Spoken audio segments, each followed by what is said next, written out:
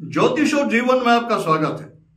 श्री गुरुचरणों में नमन कर श्री गणेश की वंदना करता हूं। जब भी जीवन में किसी भी प्रकार की समस्याएं आती, कष्ट आते हैं, तो आस्थावान व्यक्ति जिनके पास जन्म कुंडली है या ना हो तो भी हस्तरेखा के माध्यम से, किसी भी माध्यम से समाधान के लिए किसी विद्वान के पास, किसी पंडित जी के पास, ज्योतिषी के पास जाते हैं।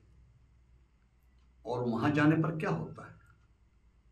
यह बात कड़वी है, कटु तो है, लेकिन सत्य है। और वो ये, अधिकांश सभी ऐसा, सब जगह ऐसा होता हो ऐसा मैं नहीं कह रहा हूं, लेकिन अधिकांश आज के समय में जो होता है, पंडित जी कुंडली देखते हैं और फिर वो उस तरह की भाव भंगिमा बनाते हैं जैसे ऊपर वाले से उससे हार्ट लाइन पे कनेक्शन हो गया हो उनका।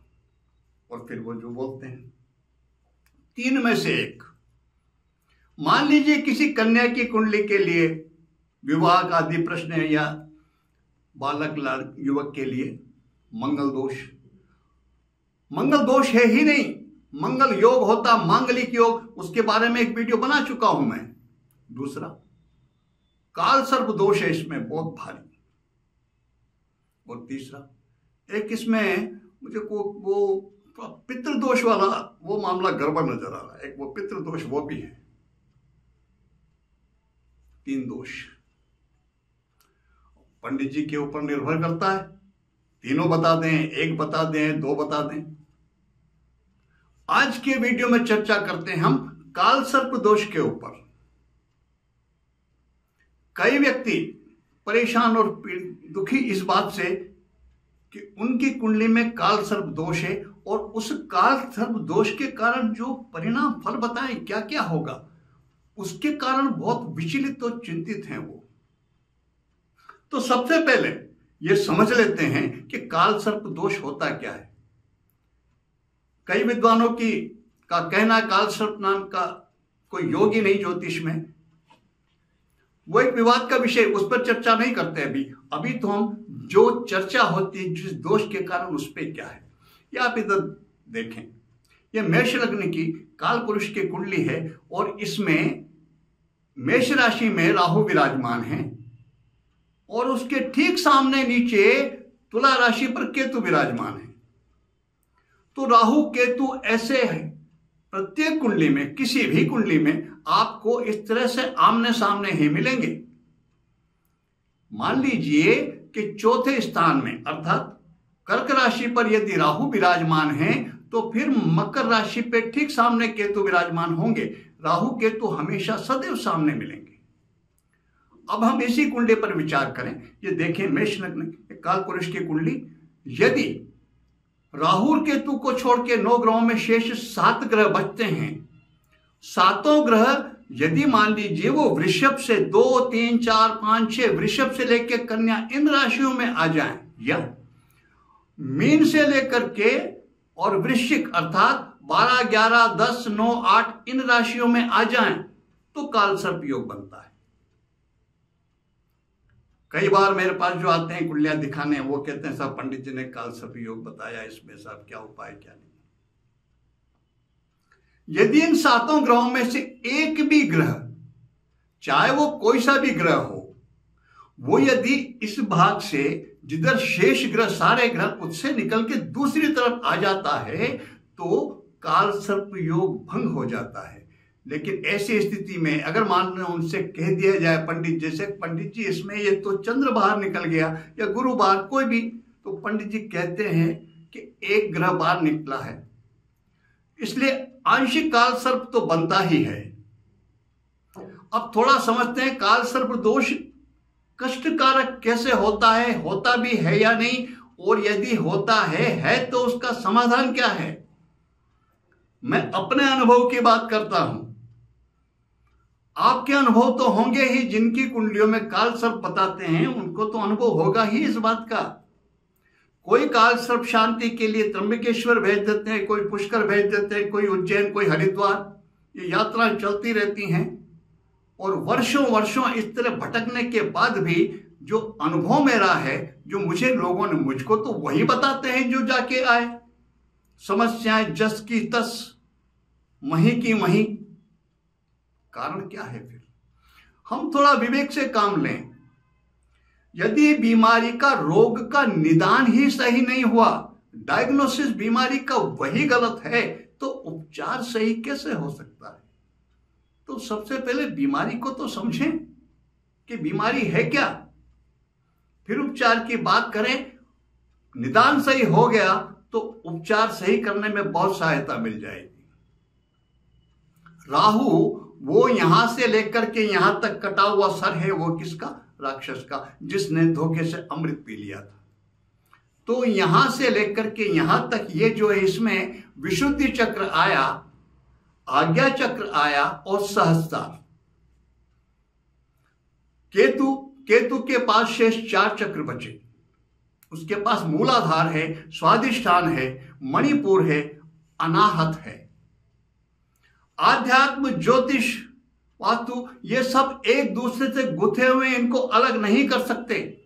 और जो पंचतत्व प्रकृति, जो परब्रह्म है, उनके जिन रहस्यों को आज के समय के अनुरूप जिन्होंने जान लिया, समझा और उसका आज के युग के अनुरूप उपयोग कर लिया, वह विज्ञान, वह सूत्र।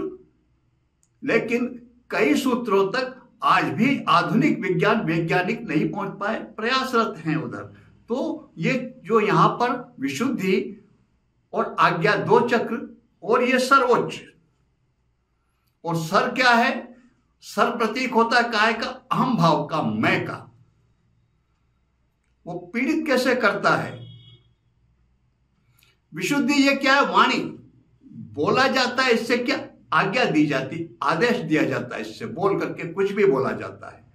बोलने में बोला कटु भी हो सकता है, मधुर भी हो सकता है, सत्य भी हो सकता है, असत्य भी हो सकता है, प्रेम पूर्ण भी हो सकता है, अहंकार पूर्ण भी हो सकता है। आज्ञा जो सोचते हैं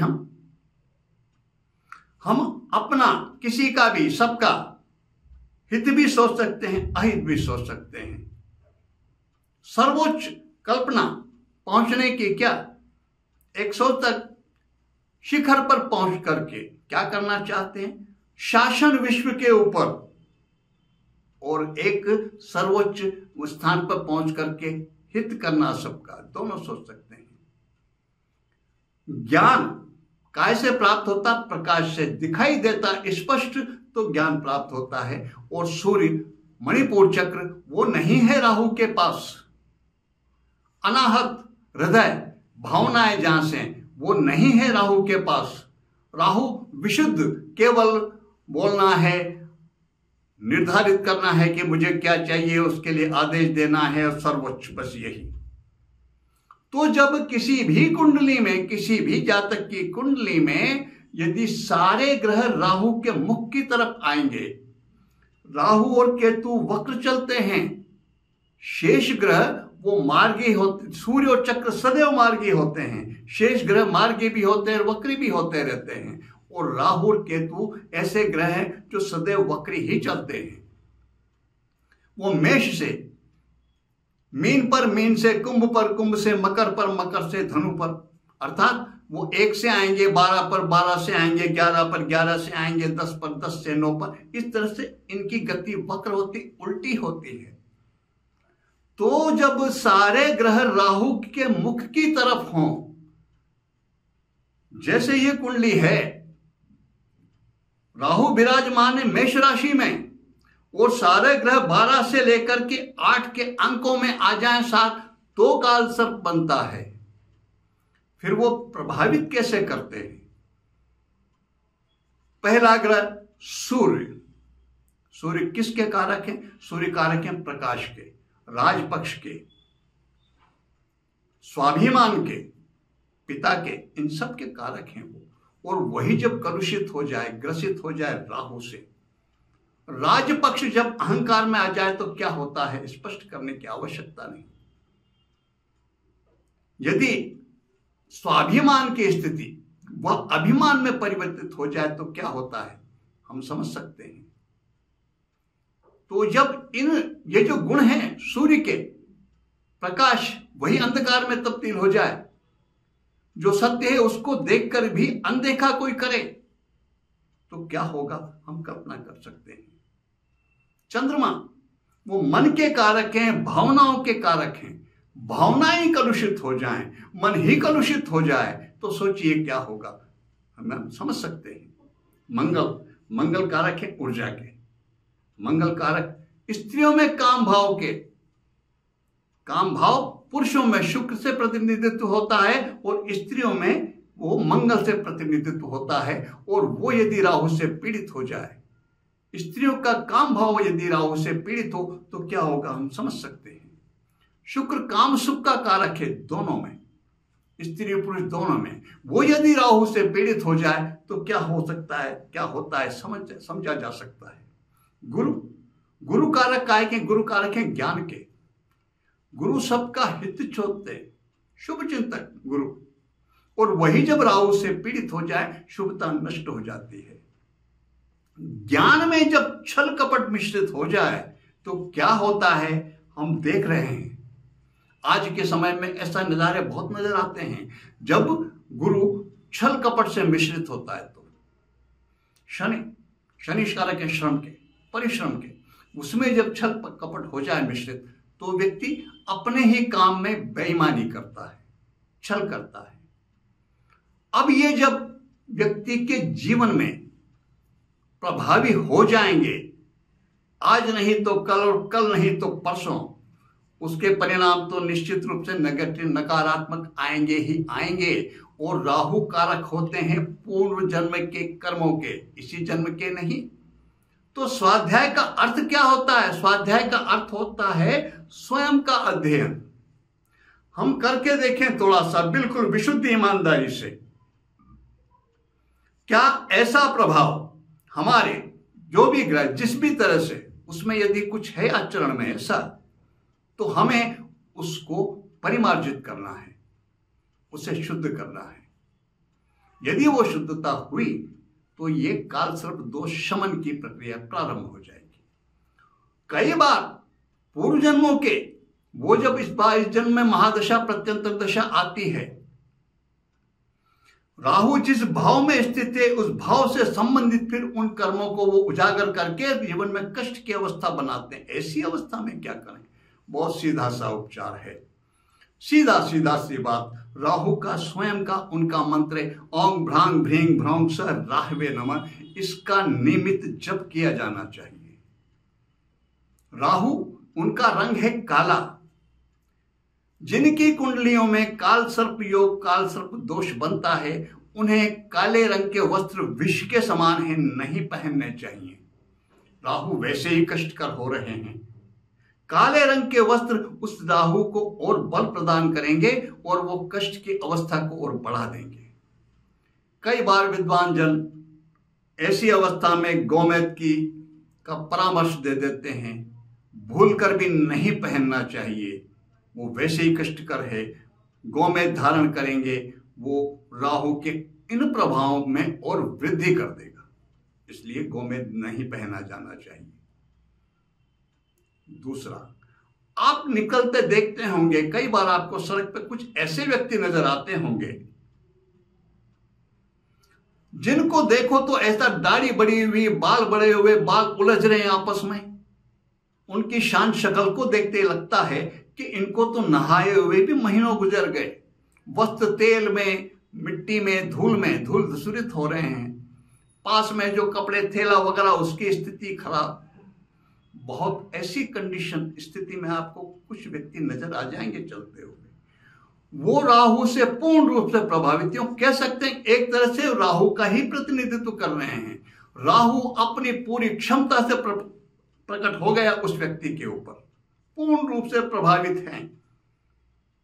राहु की उनकी कुंडली हो ना हो उससे कोई फर्क नहीं पड़ता, लेकिन वो समझ जाइए कि ये राहु से का प्रभाव है। ये ऐसे व्यक्तियों को जो भी आप दे सकें दान में, वस्त्र आदि, खान पान, भोजन, कहीं कुछ भी, नकद कुछ भी, आप 10-20 रुपया कुछ भी जो आपकी श्रद्धा हो, ऐसे व्यक्तियों को, यदि राहु की समस्या है, राहु से आपको कष्ट बताया गया है, ऐसे व्यक्तियों को कुछ भी दान दिया जाना चाहिए और दे करके उनको शक्ल नहीं दिखाएं, चल दें। किसी तरह की उनसे ये आस्था नहीं, वो सोचते रहें, बस मन में पीछे कहें, उसके मन से ये निकले कि ईश्वर इनका भला करे। इस तरह से मैंने एक 2-4 बार देखा, मैंने एक मंदिर के बाहर देखता हूं मैं, एक समृद्ध सज्जन बड़ी कार में, वो ड्राइवर के अपोजिट साइड में बैठे होते हैं, कार खड़ी होती है, वो अंदर बैठे होते हैं, उनका एक पैर जमीन पर होता है, उनके पास सामने मांगने वालों की भीड़ लगी, लाइन लगी होती है, 10-5 आदमी खड़े होते हैं, 10-10 के नोट उनके हाथ में। ऐसा मैंने कई बार देखा उन सज्जन को, 10-10 के हाथ उनके हाथ में होते हैं, और वो एक खड़ा है बेचारा बुरी तरह से, वो जो गिड़गिड़ा रहा है, हाथ जोड़ के खड़ा है, दे दो साहब। वो सज्जन क्या कर रहे हैं, बोल बता सच बोल के दारू तो नहीं पिएगा? वो कह नहीं साहब दारू नहीं पीऊंगा, मैं चाय पीऊंगा, मैं मतलब मुझे खाना है, ये हो जाएंगे मिलके। नहीं बहुत तने पी तो। वो नोट लग करके बैठे हैं और वो बोल रहे बोल अगर पी तो फिर क्या होगा? 10-5 मिनट तक वो बेचारा गिड़गिड़ा रहा है 10 रुपए के लिए। वो मारा पीड़ित किससे है? राहु से और शनि से। और 10 रुपया देने के लिए उसको और विवश किया जा रहा है इस तरह से। और वो पंजो देने वाले सज्जन ये समझ रहे हैं कि मैं इससे एश्योर कर लूं, बिल्कुल। और जैसे 10 रुपए क्या दे रहे हैं, जैसे को उसको हजारों की रकम दे रहे हो। होना क्या चाहिए? होना ये चाहिए को मांगने आया, उसकी जो भी परिस्थिति है वो कुछ भी करे, हमें उससे कोई लेना देना नहीं। वो हाँ करके भी चला जाएगा, कुछ भी करेगा, उसको जो करना है वो करे। वो राहु की प्रसन्नता है, शनि की प्रसन्नता है, वो तो साक्षात उसी का स्वरूप है। वो उसको आए हैं श्रद्धा से दे दो, उसको धन्यवाद दो कि तेने मुझको अवसर दिया, जो मुझे पीड़ा पहुंचा रहे उन्हें थोड़ा सा शांत करने की, ये ले जा, ये मैं कर सकता हूं। वो 10 हो 20 हो 100 हो, उससे मतलब नहीं। चाहे वस्त्र दे रहे हैं, भोजन की व्यवस्था, कुछ खाने का आइटम दे रहे, कुछ भी पैसा दे रहे हैं, तो ये शर्त लगाने की बोल ये तो नहीं करेगा और वो तो नहीं करेगा, ये उस कष्टों को और बढ़ाने वाला हो सकता है बजाय कम करने के। ऐसा कभी नहीं करना चाहिए। तो ऐसे व्यक्ति मिल जाएं कहीं पर भी, उनको हम दान दें। और तीसरा समाधान है, नियमित रूप से नमः शिवाय का जप करना चाहिए। ओम नहीं लगाएं, केवल नमः शिवाय का जप करें। यदि संभव हो तो नित्य नहीं तो प्रति सोमवार भगवान शिव के दर्शन का नियम लें, उन्हें जल चढ़ाने का नियम लें, श्रावण में अभिषेक करें। जो कुछ हम कर सकते हैं, शिव की उपासना, राहु के मंत्र का नियमित जप, राहु के नियमित मंत्र का जप किसी भी कारण से संभव नहीं हो सकता है, तो नियमित रूप से भगवान शिव के मंदिर में दर्शन का नियम लें, उनसे प्रार्थना करें। और जो मैंने अवस्था बताई, ऐसे व्यक्तियों को जो कुछ हम कर सकें, जितना हम दे सके, उन्हें दान की व्यवस्था बनाएं। काले रंग के वस्त्र नहीं पहने। राहु से जो पीड़ित, काल सर्प दोष से जो आपकी समस्या जो आपके मस्तिष्क में है, उसको मस्तिष्क से ही निकाल दें। और ग्रहों पे क्या प्रभाव पड़ते हैं उसे अवश्य ध्यान में रखें, स्वाध्याय करें, देखें कहीं ऐसी गलती तो मैं नहीं कर रहा हूं, उस पर नियंत्रण करें। और काल सर्प नाम का कोई दोष भी आपकी कुंडली में है, उसे भूल जाएं। भगवान शिव आप सब पर कृपा करें। इसी प्रार्थना के साथ मैं आप सबको नमन करता हूं। नमस्कार।